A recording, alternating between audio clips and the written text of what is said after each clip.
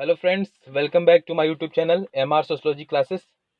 तो फ्रेंड्स, कैसे हैं आप सब लोग? उम्मीद करते हैं कि बहुत अच्छे होंगे और आपकी तैयारी भी बहुत अच्छे से चल रही होगी। जिन लोगों को जो है एनटीए नेट का जो है एग्ज़ाम देना है, उन लोगों का पेपर जो है अक्टूबर में लगा हुआ है। 6 अक्टूबर से शायद स्टार्ट होगा। अभी तक जो है एनटीए की तरफ से कोई नोटिस नहीं है या फिर एडमिट कार्ड जारी होने का कोई सूचना नहीं है। ठीक है, तो आप लोग जो है अपनी तैयारी करते रहें और हम लोग जो है वीडियो सीरीज कर रहे हैं जिसमें हम लोग प्रीवियस ईयर के जितने भी पेपर हुए हैं उन सब पेपरों को हम लोग देखेंगे।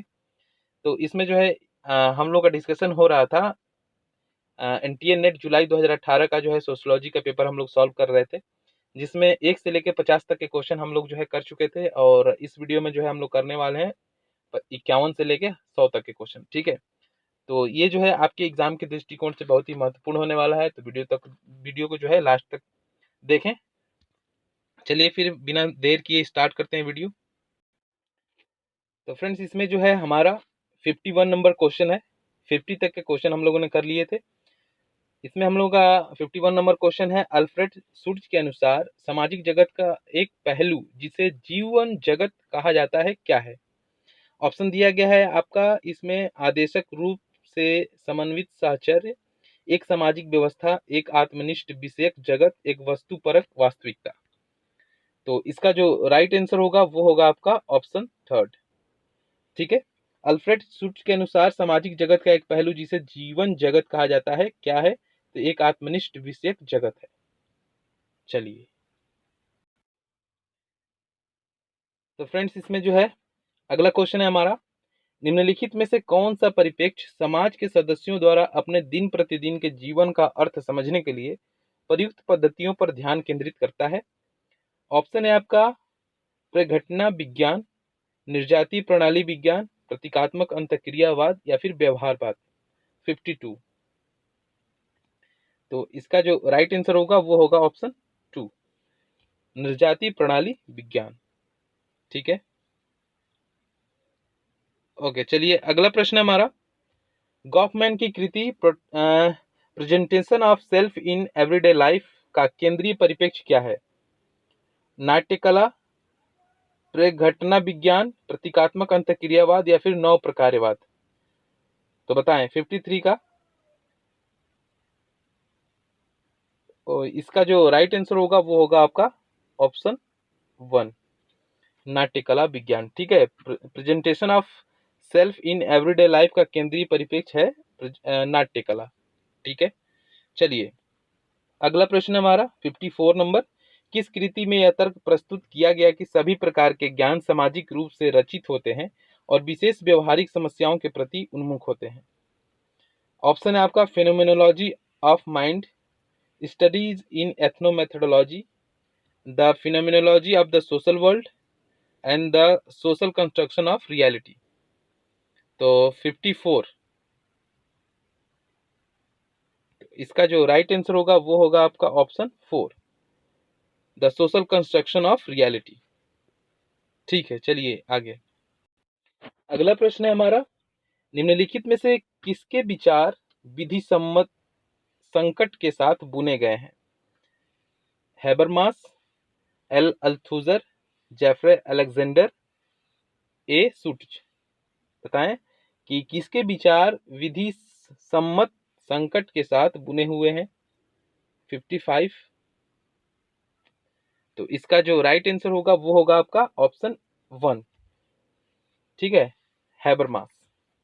अगला है, सामाजिक रचना की अल्थुजर की संकल्पना के 3 मुख्य तत्व हैं, निम्नलिखित कूटों में से सही तत्वों का चिन्हित करें। ठीक है, ऑप्शन दिया गया है, समाज, राज्य व्यवस्था, विचारधारा, राज्य व्यवस्था, अर्थव्यवस्था, संस्कृति, अर्थव्यवस्था, राज्य व्यवस्था, विचारधारा, समाज, संस्कृति और व्यक्तित्व। 56, इसका राइट आंसर होगा ऑप्शन 3। ठीक है, अर्थव्यवस्था, राज्य व्यवस्था और विचारधारा। तो अल्थुजर के संकल्पना के 3 मुख्य तत्व हैं, अर्थव्यवस्था, राज्य व्यवस्था और विचारधारा। इस चीज को आपको ध्यान रखना है। ठीक है, अगला प्रश्न है, निम्नलिखित में से किसने अति निर्धारण अवधारणा का प्रतिपादन किया है? एल अल्थुजर, जे हैबरमास, अल्फ्रेड शुट्ज, पीटर बर्जर। तो बताएं।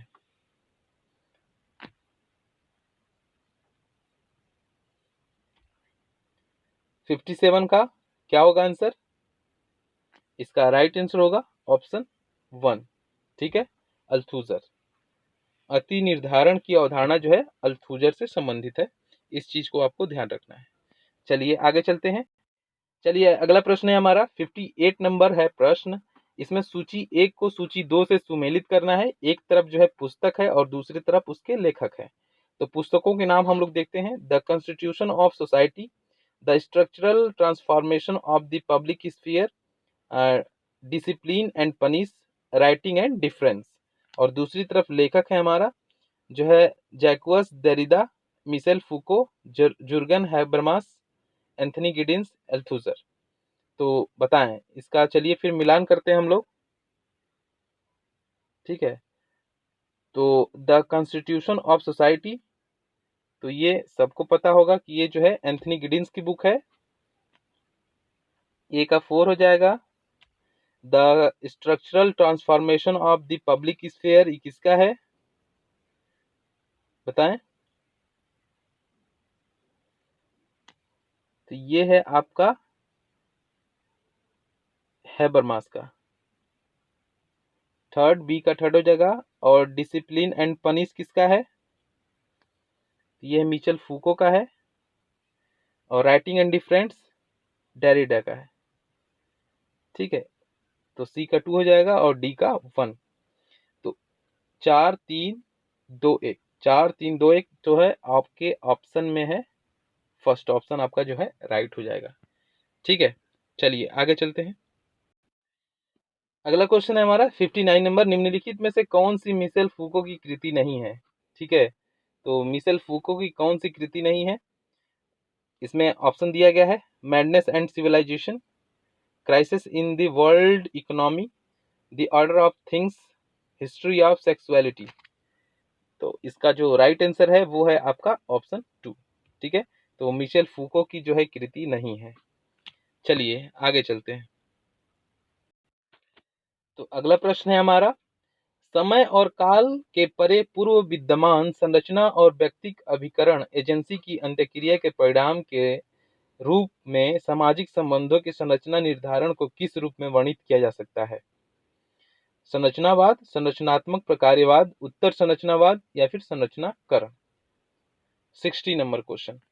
तो इसका जो राइट आंसर है आपका ऑप्शन 4, संरचनाकरण के रूप में जो है वर्णित किया जा सकता है।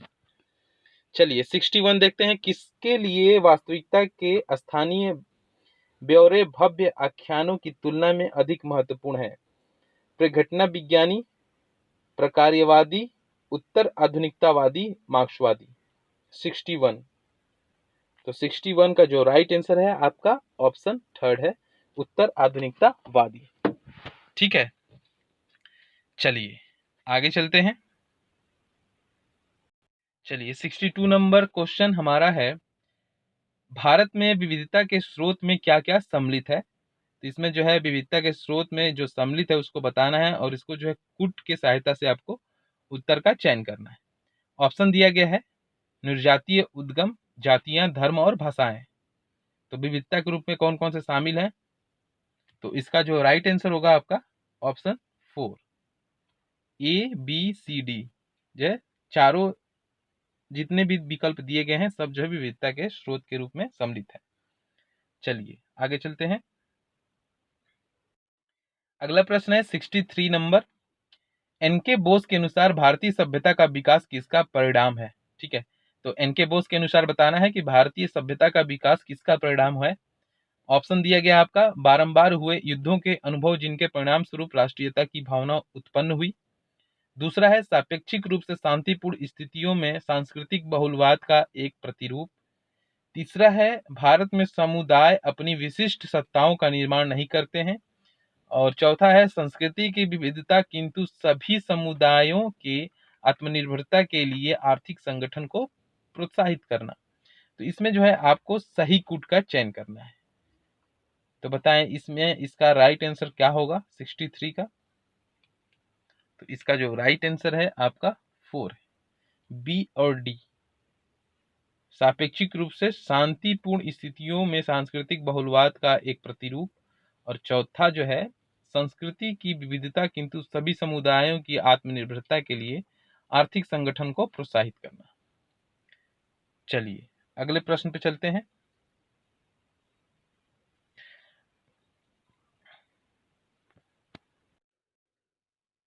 तो इसमें अगला प्रश्न है हमारा 64 नंबर। ठीक है, भारत में किसे समाजशास्त्र को इतिहास परकवाद और सांस्कृतिक विज्ञान की छाया से बाहर निकालने का श्रेय दिया जाता है? एक बार फिर से प्रश्न को देखते हैं। भारत में किसे समाजशास्त्र को इतिहास परकवाद और संस्कृति विज्ञान की छाया से बाहर निकालने का श्रेय दिया जाता है? जिसमें ऑप्शन है आपका M N Srinivas, A R Desai, G S Ghurye या फिर पी एन प्रभु। 64। तो इसका जो राइट आंसर है आपका ऑप्शन फर्स्ट है, एम एन श्रीनिवास। ठीक है, अगला 65 नंबर क्वेश्चन है। किसने इस बात पर जोर दिया है कि यह पर्याप्त नहीं कि एक भारतीय समाजशास्त्री बने, अपितु उससे पहले एक भारतीय बने? तो यह जो है किसने इस बात पे जोर दिया है कि एक भारतीय एक समाजशास्त्री बनने से पहले उसको एक भारतीय बनना पड़ेगा? ऑप्शन दिया गया है रणजीत गुहा, डीपी मुखर्जी, एन के बोस, सुरजीत सिन्हा। 65 नंबर क्वेश्चन का आंसर, इसका राइट आंसर होगा आपका ऑप्शन 2, डीपी मुखर्जी। ठीक है, अगला प्रश्न है हमारा 66 नंबर। नीचे दो कथन दिए गए हैं, एक को अभिकथन और दूसरे को कारण के रूप में निरूपित किया गया है। इसमें अभिकथन और कारण है। तो भारत में क्षेत्रीयतावाद स्वतंत्रता के बाद से निरंतर उभर पा रहा है। ठीक है, कारण इसमें है बड़े या छोटे सभी क्षेत्र संकीर्ण दृष्टिकोण के साथ अपने क्षेत्रीय हितों की रक्षा करना चाहते हैं। तो इसका राइट आंसर क्या होगा? तो ए और आर दोनों सही है और आर ए की सही व्याख्या करता है। ठीक है, 66 का जो है 1 सही है। चलिए 67 नंबर प्रश्न है हमारा। कौन भारतीय मलिन बस्तियों में सामाजिक सांस्कृतिक उपांतितता के प्रस्तावक हैं? भारतीय मलिन बस्तियों में सामाजिक सांस्कृतिक और उपांतितता के प्रस्तावक कौन हैं? A R Desai, Oscar Lewis, Victor S D'Souza या पी डी वीबे? बताएं। 67। तो 67 का राइट आंसर है ऑप्शन 3, डिसूजा। ठीक है, विक्टर एस डिसूजा। चलिए अगले प्रश्न पर। अगला प्रश्न है हमारा, किस प्रकार की निर्धनता कायिक उत्तरजीविता को बनाए रखने के लिए जरूरी बुनियादी संसाधनों के अभाव का द्योतक है? परम निर्धनता, सांस्कृतिक निर्धनता, व्यक्तिनिष्ठ निर्धनता, बाह्यतामूलक निर्धनता। 68। इसका राइट आंसर है ऑप्शन फर्स्ट, परम निर्धनता। ठीक है, चलिए आगे। अगला है हमारा 69 नंबर। कायाकल्प और शहरी परिवर्तन हेतु अटल मिशन अमृत, जिसको कहा जाता है, का शुभारंभ जो है कब किया गया था? 2 अक्टूबर 2015, 25 जून 2015, 15 अगस्त 2015 या फिर 26 जनवरी 2015? इसका राइट आंसर है ऑप्शन 2, 25 जून 2015। ठीक है, कायाकल्प और शहरी परिवर्तन हेतु अटल मिशन का शुभारंभ जो है 25 जून 2015 को किया गया था। अगला प्रश्न है हमारा, अभिकथन और कारण से संबंधित है। तो अभिकथन देखते हैं। पारिस्थितिक निम्नीकरण के परिणाम स्वरूप पर्यावरणीय प्रदूषण होता है। कारण है वनों उन्मूलन, बड़े बांधों का निर्माण और अन्य विकासात्मक कार्यकलाप पारिस्थितिक निम्नीकरण के लिए उत्तरदायी है। तो सही उत्तर का चयन करना है कूट की सहायता से। तो इसका जो राइट आंसर होगा वो होगा आपका ऑप्शन 2। ठीक है, ए और आर दोनों सही है, लेकिन आर ए की सही व्याख्या नहीं है। चलिए, तो इसमें जो है हमारा 71 नंबर क्वेश्चन, निम्नलिखित में से किसने यह तर्क प्रस्तुत किया है कि विसामान्यता विकृत व्यक्तियों के परिणाम स्वरूप नहीं, अपितु समाज की अपनी संस्कृति और संरचना से ही उत्पन्न होती है? ए के Cohen, are K Merton, E.M. लेमर्ट, John मैके। इसका राइट आंसर है आपका ऑप्शन 2, R.K. मर्टन। ठीक है, चलिए अगला प्रश्न है, निम्नलिखित में से कौन वह प्रथम समाजशास्त्री थे जिसने श्वेत वस्त्र अपराध का सुव्यवस्थित रूप से अध्ययन किया? M.B. क्लिनार्ड, W.G. Carson, E.H. Sutherland या ए कोहेन? 72। तो इसका जो राइट आंसर है आपका ऑप्शन 3।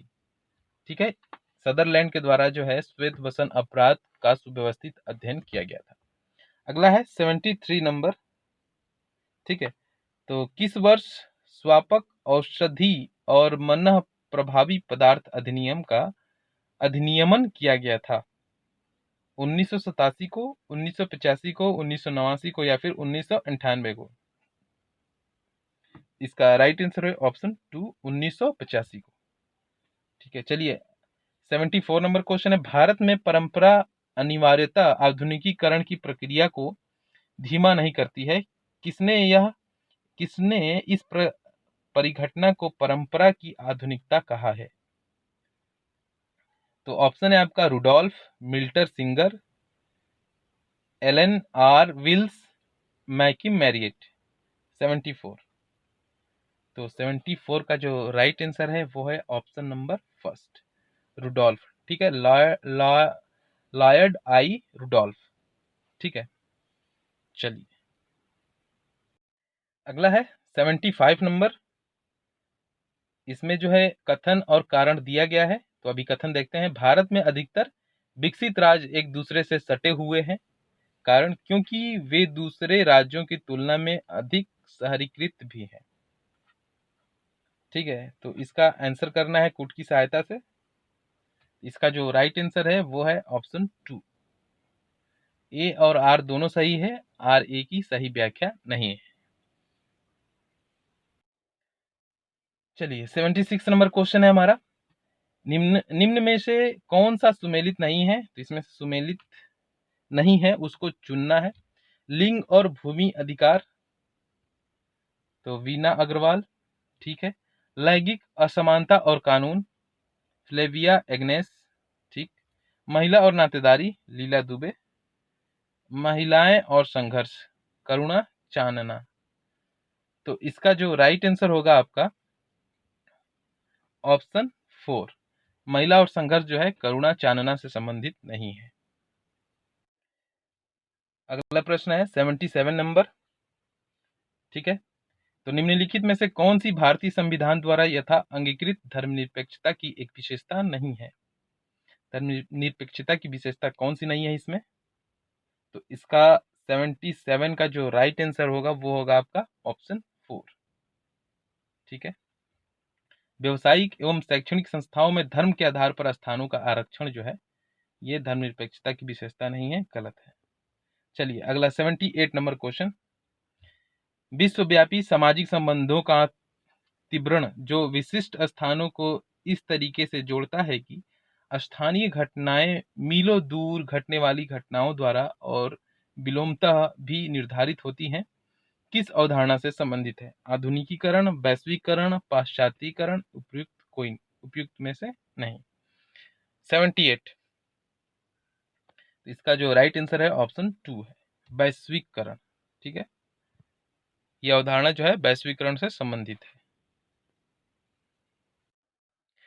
अगला प्रश्न है 79 नंबर, निम्नलिखित में से कौन ब्रिटिश शासन के दौरान और उसके बाद भारत में प्रचलन में लाए गए आधुनिकीकरण का संगठक नहीं था? सार्वभौमिक वयस्क मताधिकार, शिक्षा के पश्चात रूप का विस्तार, शहरीकरण और औद्योगिकरण, ग्राम समुदायों का समेकन। इसका राइट आंसर है ऑप्शन 4। ठीक है, ग्राम समुदायों का समेकन। चलिए अगला प्रश्न है 80 नंबर। इसमें कथन और कारण है, तो अभी कथन देखते हैं क्या है। वैश्वीकरण ने सरकारी क्षेत्र और गैर सरकारी क्षेत्र दोनों को इस बात के लिए बाध्य कर दिया है कि वे विज्ञान के विकास में एक दूसरे के साथ सहयोग करें। कारण क्योंकि उपर्युक्त दोनों के बीच सहयोग से बाजार प्रतिस्पर्धा का सामना करने में सहायता मिलती है। तो कूट चुन के जो है इसको आंसर करना है। तो इसका 80 नंबर क्वेश्चन का आंसर होगा आपका ऑप्शन 2। ठीक है, ए और आर दोनों सही है। चलिए 81 नंबर क्वेश्चन है, जिसमें सूची 1 है, सूची 2 से जो है उसको मिलान करना है। तो एक तरफ आंदोलन है और दूसरी तरफ वर्ष दिया गया है कि कौन सा आंदोलन किस वर्ष में हुआ था। पहला है चंपारण सत्याग्रह, बारदोली सत्याग्रह, कैरा सत्याग्रह या फिर संताल सत्याग्रह। दूसरी तरफ वर्ष है 1855, 1918, 1917, 1929। ठीक है, तो 81। तो चलिए फिर मिलान करते हैं। चंपारण सत्याग्रह कब हुआ था? सबको पता होगा, 1917 में। ठीक है, चलिए बारदोली सत्याग्रह कब हुआ था? 81।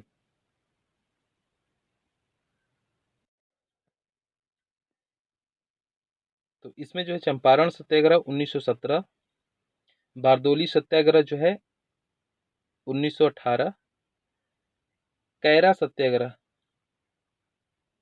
इसमें कैरा सत्याग्रह जो है कब हुआ था? ये हुआ था आपका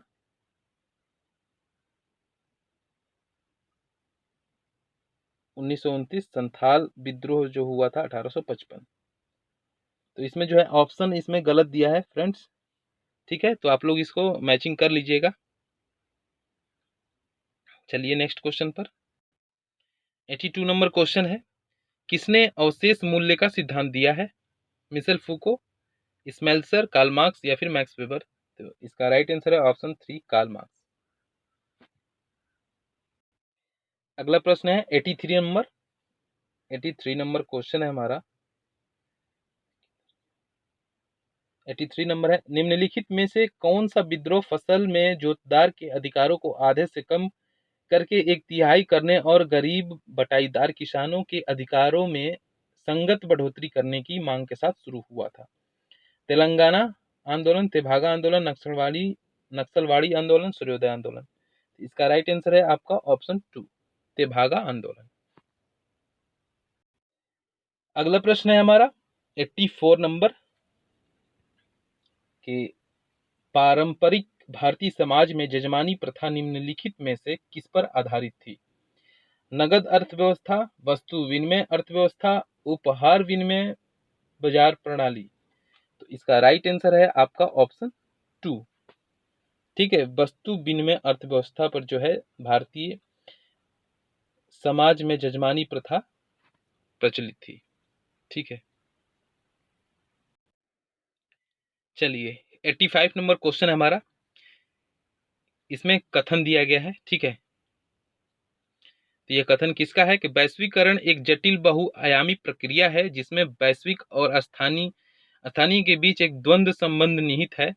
साथ ही यह नई वैश्विक असमानताओं और अस्थिरीकरण की ओर ले जाता है। Karl Marx, Anthony Giddens, Morris Ginsberg, उपयुक्त में से कोई नहीं। 85। इसका जो राइट आंसर होगा आपका ऑप्शन 2, एंथनी गिडिंस का ये कथन है। ठीक है, चलिए 86 नंबर क्वेश्चन हमारा है, किसकी कृति से कहा जाता है कि औद्योगिक समाजशास्त्र का सामान्य रूप में और विशेष रूप से यूएसए में आविर्भाव हुआ? मेयर, वार्नर, मेयो या फिर गैलरमैन। 86। तो इसका राइट आंसर है ऑप्शन 3, मेयो। अगला प्रश्न है, इसमें कथन और कारण दिया गया है। अभी कथन है आपका, औद्योगिकरण परिवार में कमजोर जुड़ाव बंधन की ओर ले जाता है जिसके परिणाम स्वरूप एकाकी परिवार संरचना बनती है। ठीक है, कारण है क्योंकि उद्योग व्यापक रूप में युवा प्रवासी श्रमिकों को रोजगार देता है। ठीक है, जो दूरवर्ती स्थानों से आते हैं। 87। तो इसका जो कूट की सहायता से आंसर चूज करना है, तो राइट इसका आंसर होगा फर्स्ट। ठीक है, ए और आर दोनों सही है, आर ए की सही व्याख्या है। चलिए अगला प्रश्न है 88 नंबर, किसने अनुभविक अध्ययन के आधार पर तर्क प्रस्तुत किया कि अनौपचारिक संबंध नौकरशाही में एक महत्वपूर्ण भूमिका निभाते हैं? R K Merton, TB Bottomore, PM. Blau, Max Weber. तो 88 का जो राइट आंसर होगा ऑप्शन थर्ड होगा। ठीक है, चलिए 89 नंबर क्वेश्चन है, विकास के आर्थिक वृद्धि प्रारूप का किससे सरोकार नहीं है? जीएनपी, प्रति व्यक्ति आय, पूंजी संचयन, संधारणीयता।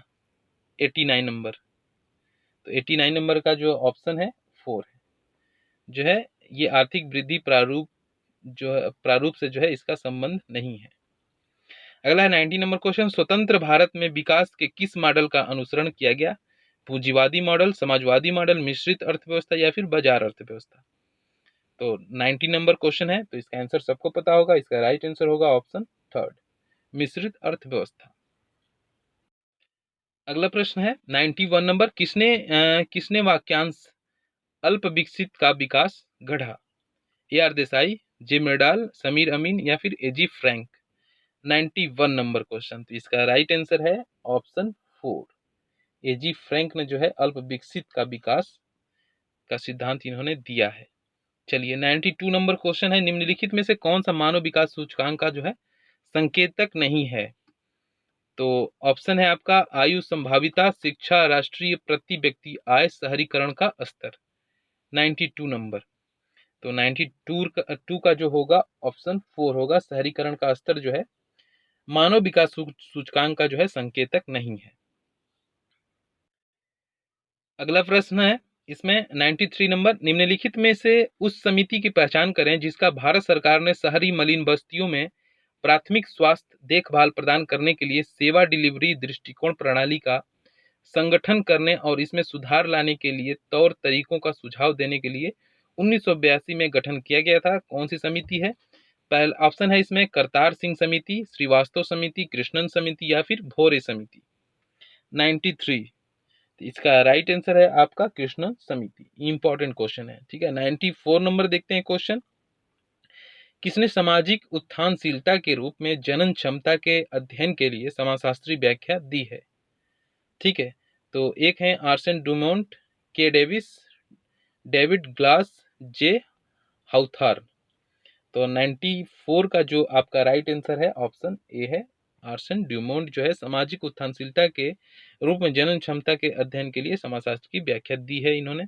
चलिए 95 नंबर क्वेश्चन है हमारा, महिलाएं उन्हें जन्मे जीवित बच्चों की संख्या के अनुसार वर्गीकृत की जाती है, इसे किस रूप में संदर्भित किया जा सकता है? जन्मक्रम, जनन क्षमता, परिवार का आकार या फिर समता।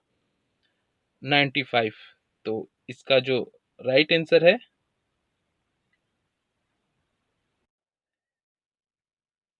इसका होगा ऑप्शन 4, ठीक है, समता। अगला प्रश्न है 96 नंबर, 2011 की यूएनडीपी की मानव विकास रिपोर्ट के अनुसार लैंगिक असमानता सूचकांक की दृष्टि से दुनिया के 187 देशों में से भारत का कौन सा स्थान रहा है?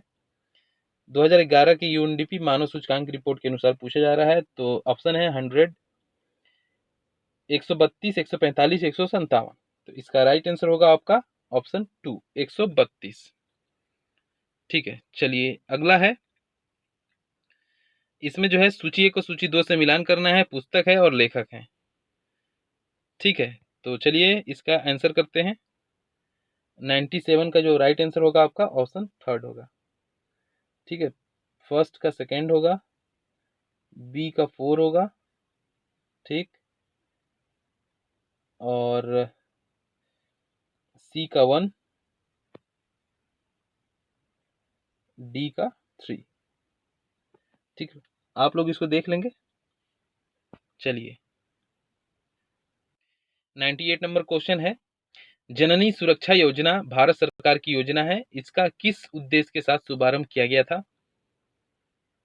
तो इसका जो राइट आंसर है आपका ऑप्शन ए है, मातृ एवं नवजात शिशुओं की मृत्यु दर में कमी लाने के लिए जननी सुरक्षा योजना जो है भारत सरकार की योजना है, इसको चलाया गया था।